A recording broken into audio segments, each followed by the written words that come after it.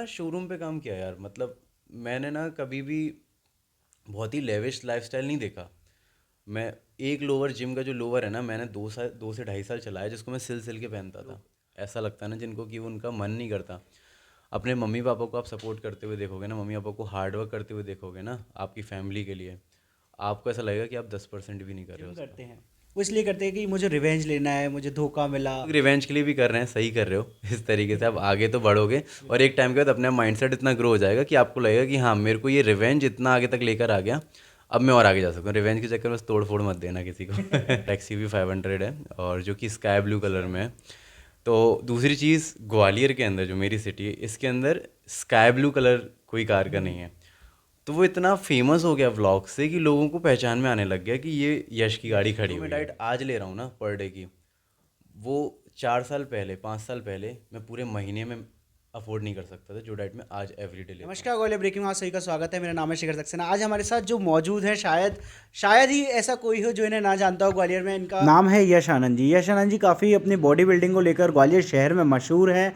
और मैं आपको बता दूं, जो मसल मीनिया 2022 हुआ है उसमें ये जीते भी हैं, अपनी कैटेगरी के अंडर जीते हैं। तो चलिए सीधे यश आनंद जी से बात करते हैं और जानते हैं क्या उनकी पूरी कहानी रही मैं है। वो लड़का हूँ जिसने ना शोरूम पे काम किया यार। मतलब मैंने ना कभी भी बहुत ही लेविश लाइफस्टाइल नहीं देखा।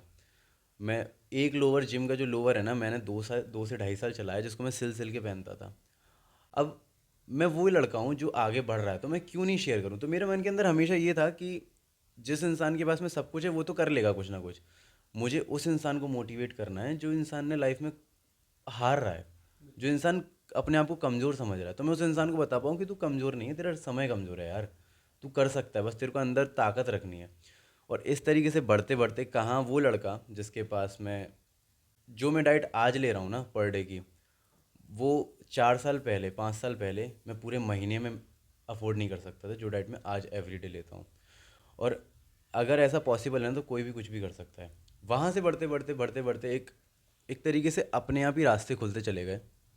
मैं अपना ध्यान बॉडी बिल्डिंग पे रखता था, अपनी डाइट पे रखता था, डिसिप्लिन हमेशा रखना, कुछ भी चीज़ कर रहा हूँ हमेशा लोगों के साथ में ऑनेस्ट रहना, शेयर करना, बहुत सारी चीज़ें। मतलब इमोशनली लोग हैं ना अपने चीज़ें शेयर नहीं करते मोस्टली सोशल मीडिया पे। लोग केवल वो चीज़ें शेयर करते हैं जिससे लोगों को व्यूज़ मिलते हैं, लोगों को बस एक इमेज अच्छी बनती है। मैंने हमेशा ना अपने डार्क सीक्रेट भी शेयर किए, अपनी सारी चीज़ें शेयर की कि मैं किन चीज़ों से डरता हूँ, मेरे अंदर क्या प्रॉब्लम्स हैं, मैं किस तरीके से डिप्रेशन से डील किया मैंने। लोग नहीं बताते ये सारी चीज़ें मोस्टली, अब बताना शुरू कर रहे हैं। ये सब चीज़ें ना मैं 3 साल पहले, 4 साल पहले करता था, और सब चीज़ें बताया करता था कि यार अगर आप अकेला फील कर रहे हो तो मैंने कैसे निकला, मैं कैसे निकला हूँ उस जगह से, मैं आपको बताऊँगा। अक्सर कहते हैं एक सक्सेसफुल मैन के पीछे एक वुमेन होती है। आपके पीछे ऐसा कौन इंसान था? मेरी मम्मी। मम्मी आपका हाँ, इंस्पिरेशन है। सबसे ज़्यादा। मतलब मेरी मम्मी ने जितना सेक्रीफाइस किया है ना मेरे लिए, मैं बता नहीं सकता। कई सारे लोग ऐसे बोलते हैं कि मेरे घर वाले सपोर्ट नहीं करते थे, ऐसा नहीं करते थे। हाँ, मेरे पापा स्ट्रिक्ट थे थोड़े से, ऑब्वियसली हर एक पापा स्ट्रिक्ट होते हैं अपने बच्चे के लिए, क्योंकि वो करियर के लिए वो थे ना कि यार क्या जिम जा रहा है, वज़न उठा रहा है, कुछ भी खा रहा है, तू ट्यूसडे को खा लेता है चिकन, ये क्या राक्षस है क्या, ये सब हम इंडियन पेरेंट्स से के मुंह से सुनने को मिलता है। और जिसमें आज मैं जब सोचता हूँ ना, तो वो गलत नहीं थे। पर मेरी मम्मी इस तरीके से छुप छुप कर सपोर्ट करती थी मेरे को। और अभी भी अगर तब से लेके यहाँ तक लेकर भी आओ, तो इस प्रेप के लिए भी मम्मी मेरे लिए खाना बना रही हैं। मैं बोल रहा हूँ मम्मी सॉल्ट नहीं डालना है मेरे खाने, वो थोड़ा सा डाल देती हैं जानबूझ के कि यार टेस्ट आ जाए इसको, बस परेशान ना हो, ये गंदा खा, मतलब अजीब सा टेस्ट का खाना ना माँ खाए। का प्यार कह वही सकते हैं। वही। बिल्कुल। तो मतलब मेरे पीछे तो मम्मी का ही हाथ है सबसे। यहाँ पर सर आपने काफ़ी अच्छी जर्नी बताई, लेकिन कहीं ना कहीं ये पूरी जर्नी में आपको पूरी सक्सेसफुल जर्नी रही है अभी तक और आगे भी रहेगी, हमारा आपको एक विश है। लेकिन उस कहीं जर्नी में ऐसे पॉइंट्स आए होंगे जहाँ पर आपको लगा कि क्विट करना है, कहीं ना कहीं एक नेगेटिव थॉट्स आए होंगे। काफ़ी लोग भी देख रहे हैं वीडियो, काफ़ी जनता जुड़ी है हमारे साथ, उनके भी ऐसे कहीं नेगेटिव थॉट्स आते होंगे कि अब बस काफ़ी है। उन सभी को आप क्या एक मोटिवेशन पॉइंट देना चाहें, बताइए। जब भी, मतलब मेरे साथ में ना ऐसे कई बार हुआ है कि जब मैं, अभिषेक भैया को बहुत अच्छे से पता है कि कितनी बार कैसे मैं डिमोटिवेट हो जाता था, किस तरीके से मैं परेशान हो जाता था, कुछ भी थॉट्स आ रहे होते हैं। इवन दो ये प्रेप के दौरान ही मेरे अंदर आ रहा था कि यार ये इतनी मुश्किल प्रेप है, मैं खाना नहीं खा पा रहा हूँ तरीके से, इसके बाद मैं दोबारा प्रेप कर पाऊँगा कि नहीं कर पाऊँगा। लेकिन ये सब दिमाग के अंदर आते हैं ख्याल। बस अगर आप रुक जाओगे तो आप आगे नहीं बढ़ पाओगे। भले ही स्पीड में नहीं चल पा रहे हो, धीरे चलो, धीरे नहीं चल पा रहे हो, रेंग रेंग कर चलो, लेकिन रुकना नहीं है। अगर रुक गए तो फिर आपको वो कहीं पर लेकर नहीं जा रहा, लेकिन चलते रहोगे ना तो आप अभी नहीं तो 1 साल बाद तो कहीं ना कहीं पहुंचोगे। और हमेशा यही मानना रहा है। और जब भी मेरे को ऐसे रुकने का मन करता है ना, तो मैं हमेशा अपने फैमिली सिचुएशंस के बारे में सोचता हूँ कि हम कहाँ से आ रहे हैं, किस तरीके की लाइफ देखी है। मेरी मम्मी जॉब करती थी, रिसेंटली मैंने उनकी जॉब छुड़वाई है कि आप आराम करो अब। क्योंकि वो सुबह सुबह 4 बजे 3:30 बजे उठती थी, खाना बनाती थी हम सब के लिए, घर वालों के लिए, अप डाउन करती थी, दूसरी सिटी में जॉब करती थी। यहाँ से निकल जाती थी 6 बजे सुबह ट्रेन से, 6 बजे से शाम को 6-7 बजे आती थी वो वापस घर पे। अगर ट्रेन छूट गई तो रात को 10 बजे भी आती थी, आके फिर वापस खाना बना रही हैं और फिर सो रही हैं। और फिर 2 से 3 घंटे 4 घंटे की स्लीप पे उन्होंने अपने आप को ऐसे फंक्शन करवाया है लंबे टाइम तक, 6-7 सालों तक। ये आपने देखा है। तो ये चीज़ है ना ऐसे।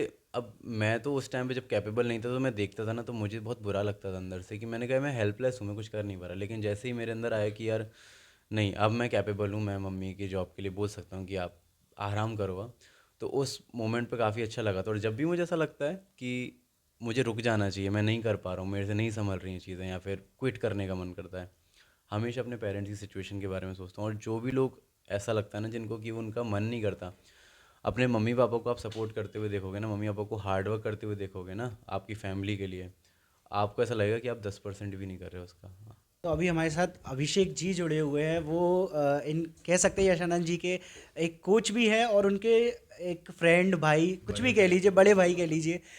तो सर आप सबसे पहले कब मिले थे सर से, और आपको पता कैसे चला कि हाँ इनमें एक पोटेंशियल है कि ये इंडिया को रिप्रेजेंट कर सकते हैं? ओके सो मुझे मिला था एक मॉडलिंग असाइनमेंट के थ्रू। और चूँकि इसका बैक स्टोरी आपने सुन ही लिया है, तो वो बैक स्टोरी मेरे तक भी आया था डायरेक्ट और इनडायरेक्ट कहीं से। और वो बैक स्टोरी बहुत इंस्पायरिंग था, क्योंकि मैं एक मिडिल क्लास फैमिली से आता हूँ, बट एक okay average middle class family से आता हूँ, जहाँ एक ठीक ठाक तरीके से हम लोग अपना लाइफ लीड कर रहे हैं। और मैं अपनी पढ़ाई अपने पेरेंट्स के पैसों पे पूरा कर पाया, राइट। तो हाँ, स्ट्रगल सेम तकरीबन तकरीबन रहता ही रहता है। मेरी पढ़ाई थोड़ी ज़्यादा हो गई, थोड़ी ज़्यादा टफ थी, या जो भी कह लो।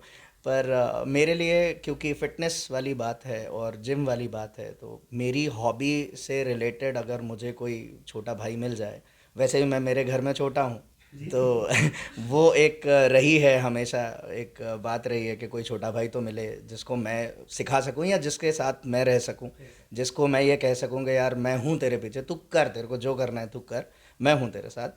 तो वो वाली चीज़ मेरे लिए हमेशा लैक करी थी, जो इसने पूरा किया।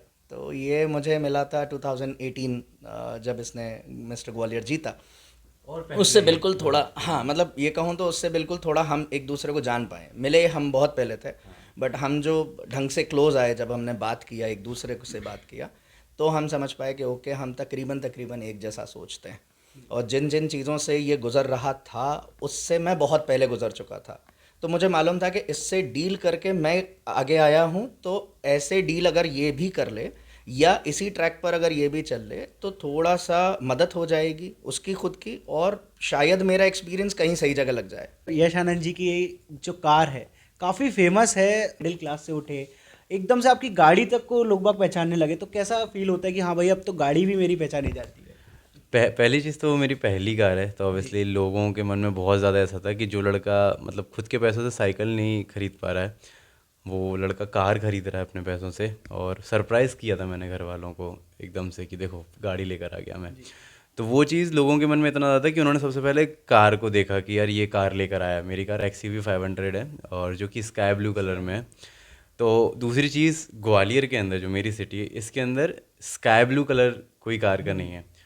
तो वो इतना फेमस हो गया व्लॉग से कि लोगों को पहचान में आने लग गया कि ये यश की गाड़ी खड़ी हुई है। तो मेरा जब भी गाड़ी लेने का मन था ना, मैंने उनसे कहा था कि मुझे ऐसा कलर चाहिए। फॉर एग्जांपल, अगर किसी कार में वाइट कलर सबसे ज़्यादा फेमस है तो मुझे वो नहीं चाहिए। अगर उसमें रेड कलर फेमस नहीं है, मुझे वो चाहिए, क्योंकि मैं उसे फेमस करूँगा अपनी सिटी में।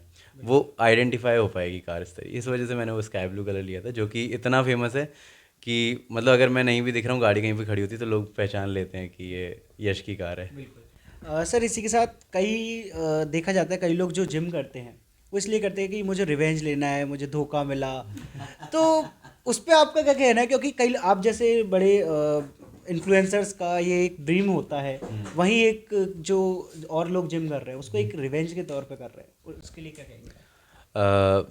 मतलब अगर आप रिवेंज के लिए कर रहे हैं ना तो मतलब दो चीज़ें होती हैं, या तो आपको बहुत ज़्यादा, जिस तरीके से मैंने बताया कि मुझे मुझे अशेम्ड फील कराया गया, एम्बेरसमेंट हुई थी मेरे अंदर, तो वो कहीं ना कहीं रिवेंज तो वो भी था, अंदर ही अंदर मेरे अंदर था कि मुझे दिखाना है, दैट इज़ रिवेंज।